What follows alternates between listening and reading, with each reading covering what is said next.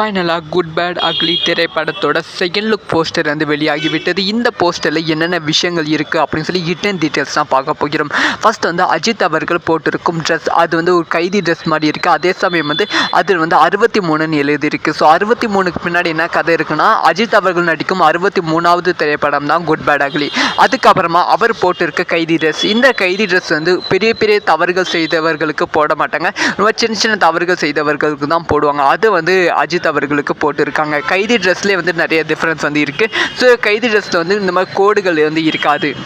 So அதனால் வந்து சின்ன சின்ன தவறுகள் செய்து காவல் அதிகாரிகளிடம் மாட்டிக்கொண்ட அஜித் அவர்களாக தான் வந்து இந்த படத்தில் நம்ம அஜித்தை வந்து பார்க்க போகிறோம். அதுக்கப்புறமா அஜித்துக்கு பின்னாடி இருக்க குண்டுகள், அதுக்கப்புறம் புல்லட்ஸ், இது எல்லாமே வந்து ஃபாரின் தான் வந்து அதிகமாக கிடைக்கும். அதே சமயம் வந்து இந்த புல்லட்ஸ் எல்லாமே வந்து ஆப்பிரிக்காவில் தயாரிக்கப்பட்ட கேம் புல்லட்ஸ் அப்படின்னு சொல்லுவாங்க.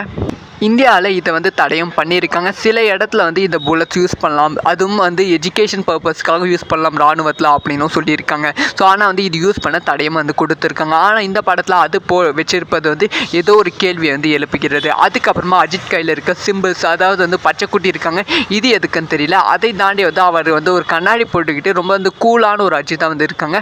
அதாவது இதில் மொத்தமாக என்ன தெரிய வருகிறதுனா, எந்த சாதாரண ஒரு திருடனா இல்லை வந்து ஒரு ரவுடியாக இருக்கும் அஜித்குமார் அவர்கள் யாரோ பெருசாக வந்து ஒரு கொலை ஏதோ பெரிய தப்புகள் வந்து செஞ்சிட்டாங்க. அந்த தப்புக்காக வந்து சரண்டர் ஆகிற அஜித் அவர்கள் இதுக்கப்புறமா அஜித் அவர்கள் இதிலிருந்து எப்படி தப்பிப்பாங்களா, இல்லை வந்து இதிலே வந்து மீண்டும் வந்து பெரிய கேங்ஸ்டராக மாறுவாங்களா, அதுதான் வந்து படத்தோட கதையாக இருக்க வாய்ப்புகள் இருக்குது.